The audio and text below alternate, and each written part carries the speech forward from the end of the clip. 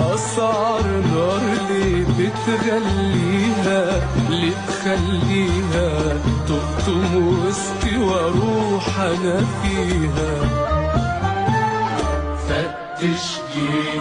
فتش جيبي شوف محفظتي، ده انا من حوستي حشيها ورق عشان انفخ فيها. خفوا بقى الاسعار، جبت السمنة ناقص لي الزيت، طب اكفي منين خازن البيت؟ بجنيه جبنة